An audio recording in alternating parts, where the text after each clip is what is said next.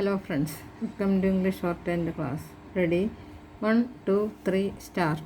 In other words, Hindutva managed to neutralize the established Mandal forces by exploiting the contradictions within the movement.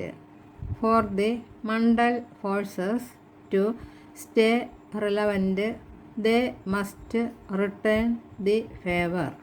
There are certainly enough contradictions in the Hindutva process of co-option of backward castes.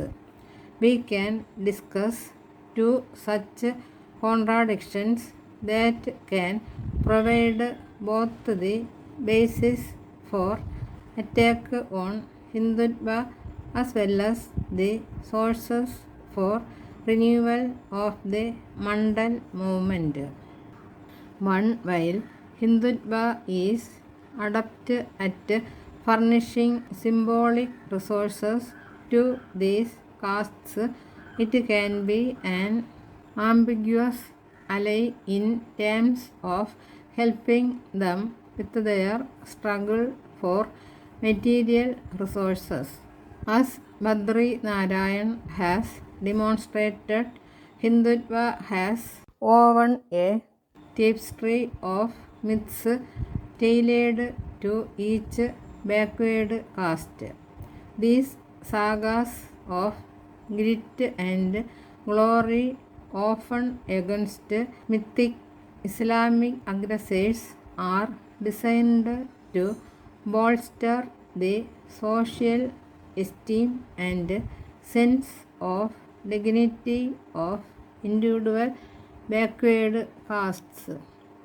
For example, the Rajpur caste is sought to be mobilized by recounting the valor of Raja Suheldev in rebuffing a Muslim advance in the 12th century, as the Prime Minister reminded his audience in Varanasi. Yet when the Rajpur caste asks the BJP about its promise of implementing subcategorization in reservation, it is met with vague pledges and bureaucratic stonewalling. After all, Hindutva is an assimilationist project wary not just of unleashing the forces of competitive caste assertion for material resources, but also of any excessive emphasis on distinctive micro-identities. The next frontier. This contradiction has already been pounced upon by Mandal parties, which have attempted to make caste census and the expansion of the reservation umbrella the next frontier of Mandal politics.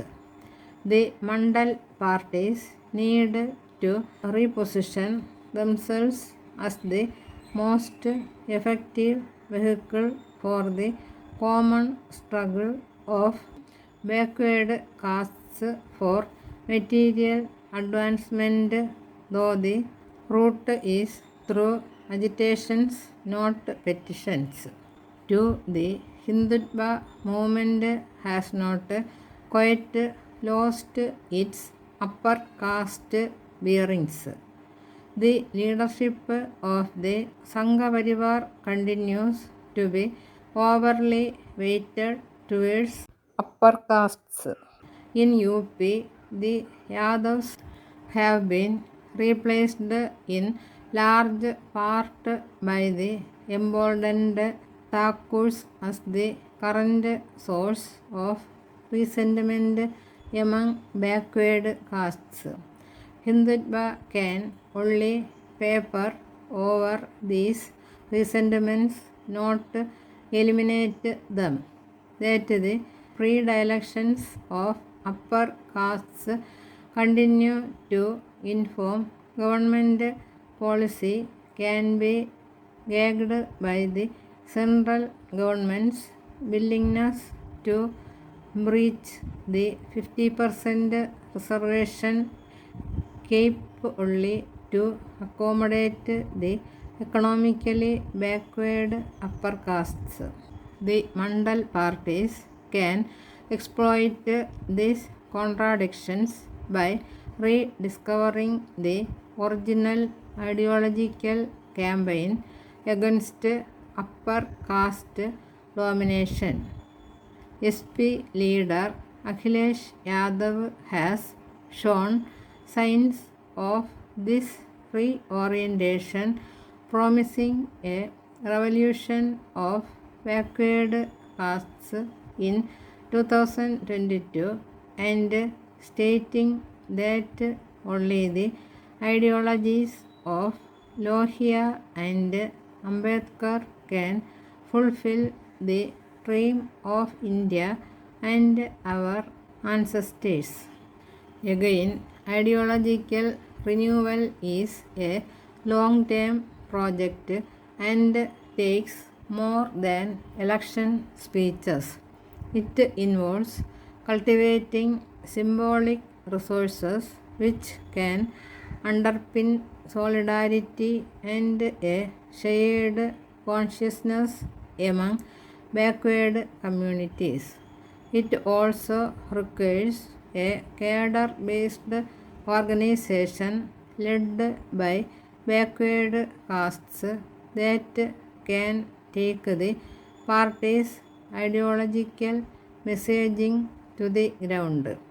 At present, the SP with a party machinery singularly geared for fighting elections and acquiring power is ill-suited to carry forward these ideological endeavors.